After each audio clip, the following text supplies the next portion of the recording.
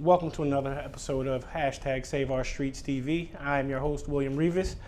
Today our episode is Education in Our Community, and we have two wonderful guests, Mr. Omar McGill, founder of Epic Inc., and Mr. Dennis Green, a good friend, who is the chairman of Boys Day Out and also the assistant director of Washington Irving Education Center. Thank you guys for coming out today. Absolutely, no doubt. Thank you for having us. Right. Yeah.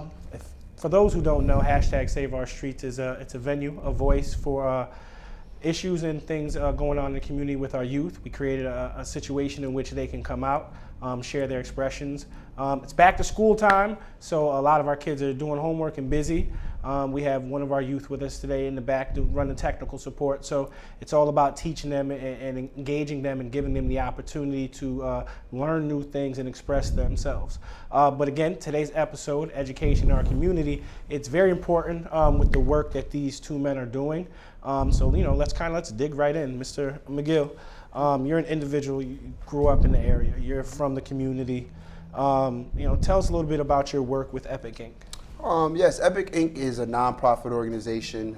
We do provide programs for youth and young adults in academic enrichment, health awareness, and social responsibility, which is more geared towards community service.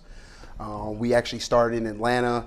Upon graduation of Morehouse College, I was kind of dibbling dabbling in jobs, and I really had to, take a step back and reevaluate what I wanted to do. And one of the big things at Morehouse College that we preach from Dr. King is community service. What matters most on this earth is what you're doing for others.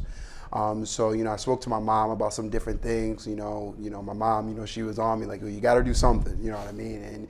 And what she really instilled in me was, people invested in you, you know what I mean? So people invested in you to do different things. You have to continue to give back. So maybe you should think about giving back to young people who were just like you in your position. She was like, because you could have been a statistic and been on the street somewhere, but you were able to persevere and actually come out of it, but you didn't do that alone. So be that, assistance that you never know a young man may need, and be able to help them, or a young lady as well, and be able to help them to succeed. So that's kind of what we try to do. We focus a lot on collegiate readiness, trying to help students dissect the college process, being a resource if any questions that they may have, and we're also like I said, we want to do a lot of community service and different things that we're going to do in the community. That's what we plan on expanding in Schenectady. And I think that's really important in what you're talking about, your passion. I mean, and growing up in the area, you could have been involved in anything. You could have got caught up in anything, but there was something that pushed you or motivated you. I mean, really talk about that. Yeah, really, I started in Schenectady City School District, and I've always was involved in different things in Schenectady. But I was able to. I really talked to my village. I always say the village that raised me. I had people that played an integral role in different organizations that really kept me on the right path. And I think that's one of the things that, as our generation, we need to continue with the next generation. We need to make sure that they have that outlet to really express themselves on a level where they feel comfortable. One of the big things that we use in Epic in our enrichment programs, we use college volunteers, college students, because we think it's near peers. They're closer in age to them, so they're able to relate to some of the things that they're going on now. Because when we were growing up, everything wasn't in the palm of your hand. And now when I say everything, I mean positivity, negativity, anything, that's right in the palm of your hand. So it's very hard for kids to stay on the path, almost harder than it was back in the day. So, it really, for me, it was really just, making sure that I continue to kind of, reap the reward, give people a reap of the reward of their investment of what they actually put into me. So that's kind of the big thing. And, I always just, try to stay on it straight and narrow as much as I possibly can. Everybody makes mistakes, you know what I mean? But just to realize that you got to believe in yourself and make sure you continue to push yourself. And once you be able to do that, you can accomplish anything.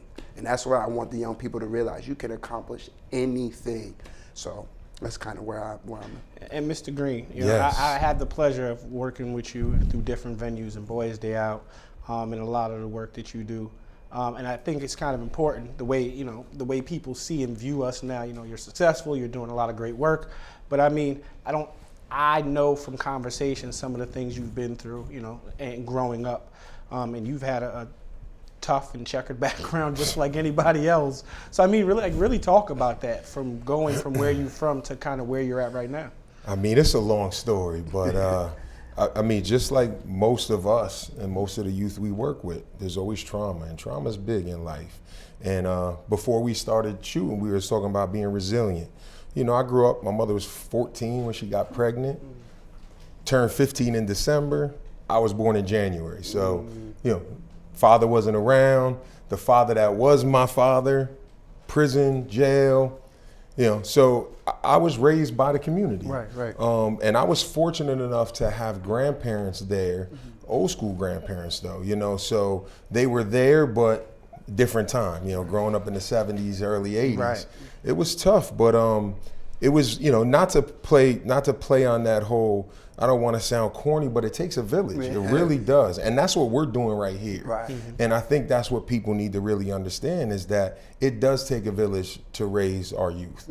It took a village to raise us, and hence why we're here. I mean, I grew up in Albany, Arbor Hill all my life. I came out to Schenectady in 1997 and started working. I've never left to the point where I sold my house in Albany and I moved out to Schenectady because this is my community now. Right. You know, I'm at the point where I'm working with children of parents that I worked with. You know, not to date my age or anything, but I mean, it's been a great experience, and it's almost selfish because I enjoy seeing success.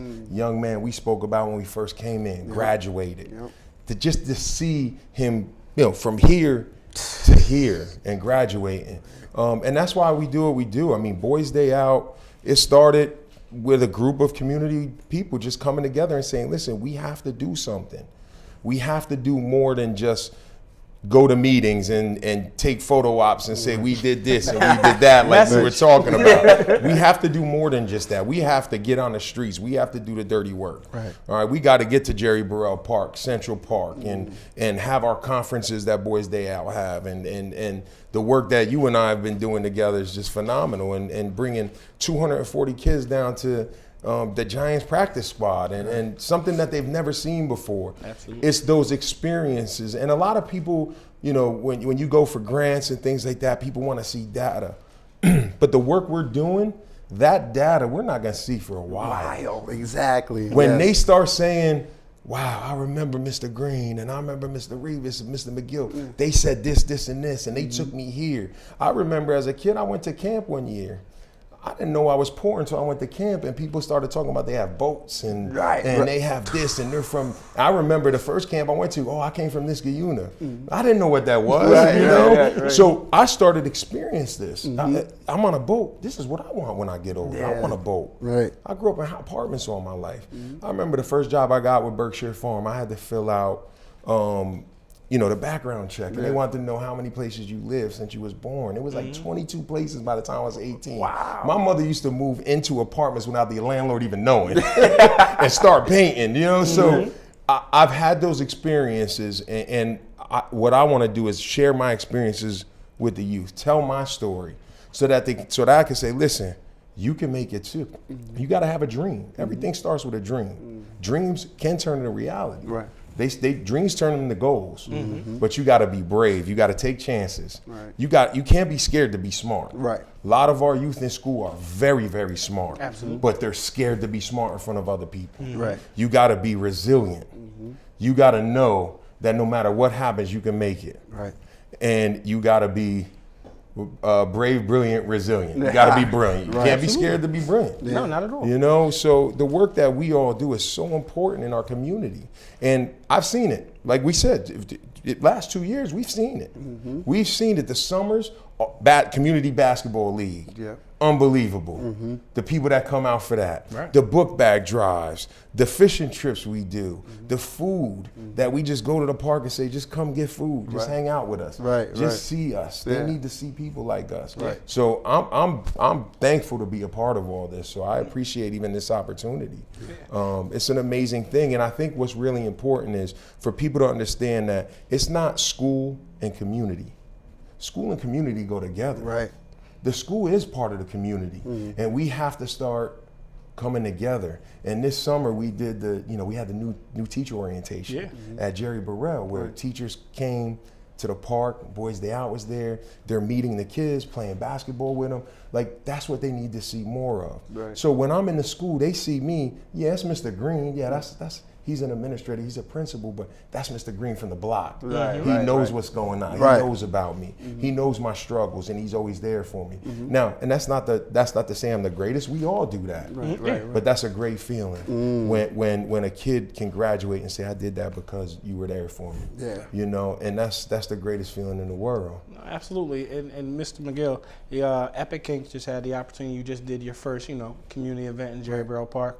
I mean, I happened to be there, and it was absolutely a great event, great turnout. It was epic. Great. It was epic. It was epic. It was epic. Appreciate that. And the energy was absolutely fantastic. And like, really talk about that, like the planning. Where does an idea for yourself like that come from? Right. And and I know in doing events like that, I know the energy expended, but how do you feel seeing something like that happen? Man, like it's a long process, you know what I mean? Mine started on a pen and a paper, you know what I mean? And that's really where it starts, you know what I mean? You write your ideas, you get your ideas in your head, you write down on paper, pen and paper. To our young people today, they might say we write it in our notes on our phone, you know what I mean? That's one thing that I would tell young people too, write those notes down in your phone, you know what I mean? They're in your hand all the time, but to continue, I was a part of one last year in Albany, you know what I mean? And like, I went to school in Albany for a while too, kind of like Mr. Green. I went to school at Albany Academy, but I lived right here on 20 Chestnut Street. My grandma's lived there for 40 years, you know what I mean? So I was born and bred in Schenectady. And I was a part of one in Albany, and I was just like, I want to do this in my community, you know what I mean? Like, I come outside every day and see, I call it the Vale, but Vale Village, I see kids running around all the time, you know what I mean? School buses every day, and I was just like, this is something that I want to provide for, young people in this community, because everybody needs school supplies, you know what I mean? Everybody needs school supplies. So what happened was, I kind of just started doing some planning, just figuring it out, what I needed to get, what do kids really need, going to the Schenectady City School District. They're really well at providing the supply list. So I wanted to see what was going on with that. And then I thought about, let's take it a little bit deeper, you know what I mean? Like, who else needs support besides our youth? Their families do. So that's why I was like, okay, let's put some healthcare resources. Let's see if, Fidelis in the marketplace around Jerry Burrell, they're like 80% of the marketplace, you know what I mean? So I was like, let's see some healthcare to make sure people have healthcare, then voter registration. And then after that, people just started wanting to get involved. I was able to get, people to call me and ask me to get a table, you know what I mean? You offered to bring young people through, and that was one thing that I was scared about. I was like, we have all these book bags, but what if no kids come, you know what I mean? So no, I'm gonna bring the kids. Yeah, right. If you build it, they will come. Right. So, I was just like, it really took a lot of planning, but like you said, man, once you like give that first book bag away and see that smile on that kid's face, and then the parents, it's just like, it just feels so good. You know what I mean? It's so rewarding to be able to help them and to really make a difference. You know what I mean? Even like I said, I'm like he said, we all play a part in it. Not one of us could do it by ourselves, but just to play that little part and to let them know that, you have somebody that's here that cares and is going to support. You know what I mean? So, it was really good. It felt really good. I thank you. I want to just, while I'm here, thank all the staff and the different organizations that helped us out, that really contributed.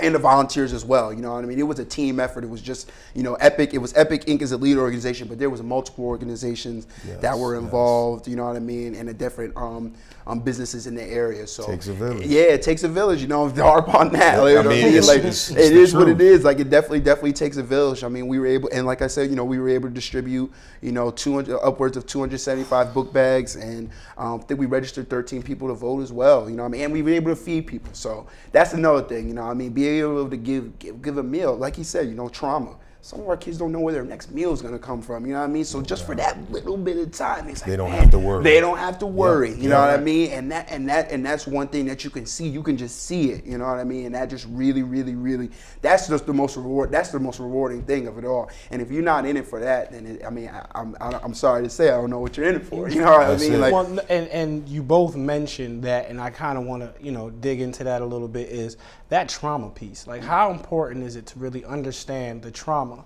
of the youth and the families in our community, if you truly want to assist them and helping them, Right. you have to really understand the trauma that people go through, Right. and that our youth, when, like, you know, as an administrator, you know, you're not just a teacher, you're a father figure, you're all these things to these youth. Like, talk about that, how it is really understanding their trauma and dealing with our youth and the families on that level. So, I mean, just think about trauma, and you know, you can use the tip of the iceberg picture. So you got the tip of the iceberg. That's the kid. If you're just looking at that and not looking underneath, Right. to where they really come from, then you're never gonna make movement. I can't have a kid sit down and do math if he's worried about, like you said, if he's worried about food, or what happened to mom last night, or dad, or do I have a place to go home to Right. tonight? Am I evicted? I mean, all kinds of things that I've been through. Yeah. All right, so if we're not looking at that full iceberg underneath, which is the trauma, then we're not gonna make the movement. We're not gonna have that student move, because we have to teach that resilience. And I'm gonna tell you, you know, everybody's like, oh, everybody has trauma. You're right, everybody does have trauma.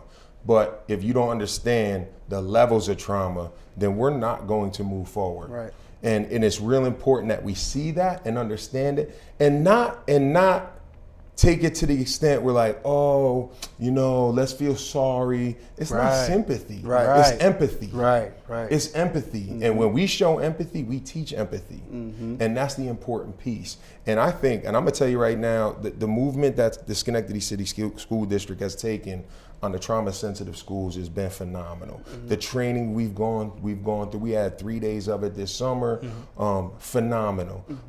In November, I'm going down to St. Louis for more training on it. And you know, and then being a turnkey, Right. and teaching others, and just having people understand that trauma piece and making a movement is so important. I mean, if we don't understand that, then what are we doing? Like Right. you said, what are we doing?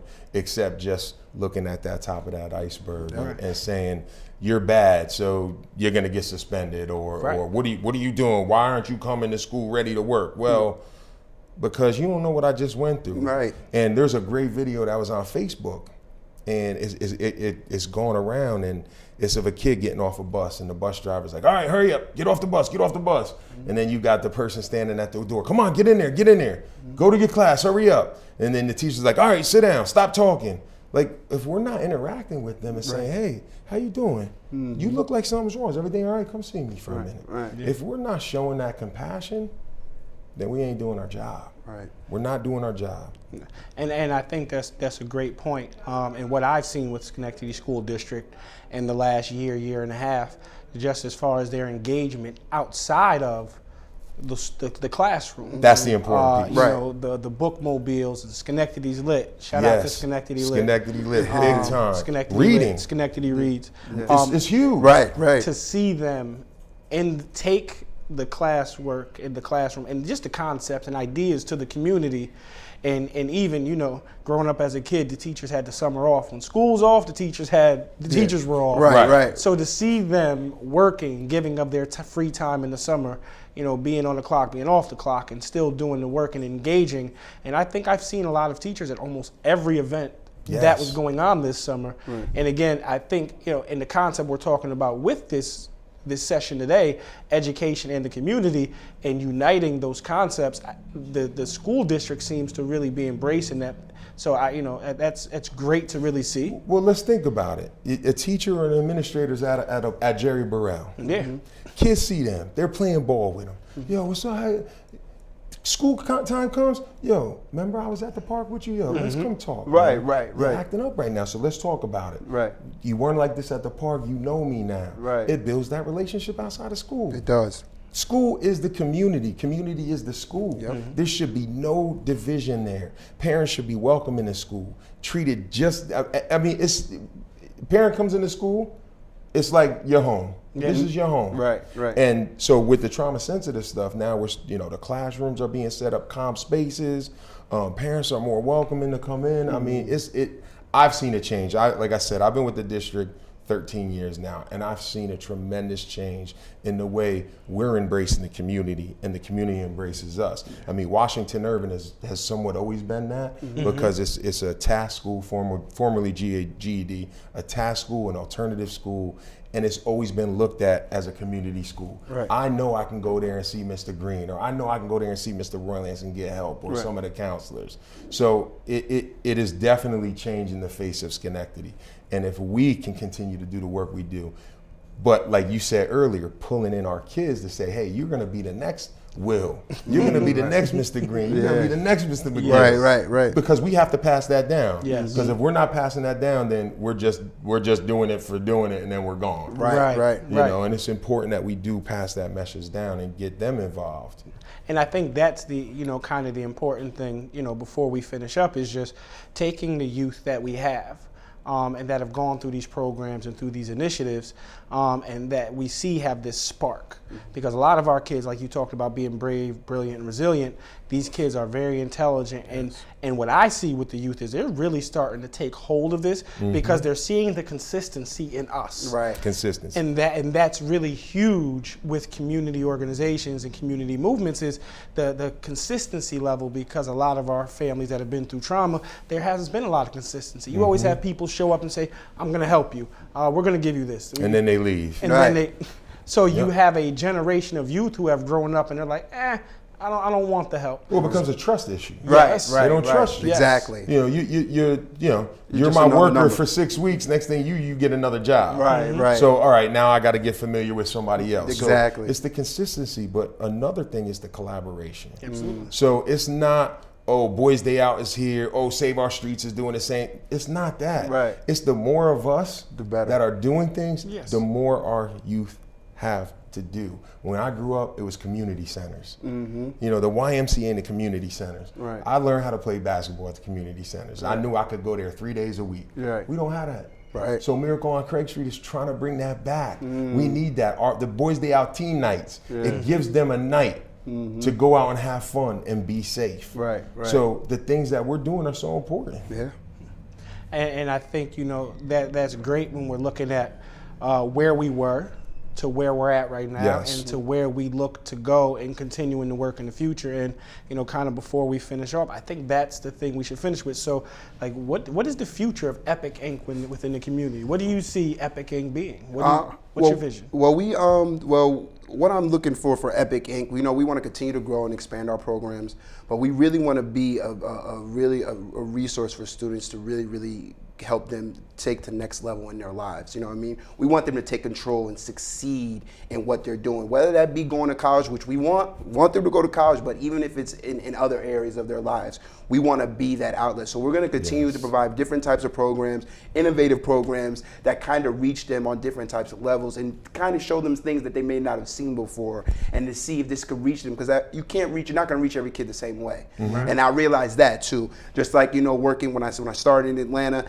I had some things that worked. It was kind of trial and error. Some things worked, some things didn't. So we're going to keep expanding. We're going to try to be a stable organization within the Capital District, stationed here in Schenectady, and we really want to just be an outlet and a resource for the student, just to feel comfortable and to realize that you can be anything that you want to be. But we're going to really be focusing on collegiate readiness and dissecting that college process, because we got to get our kids to really realize that you need your education. You know what I mean? Just going to high school is good, but you got to further it some way somehow.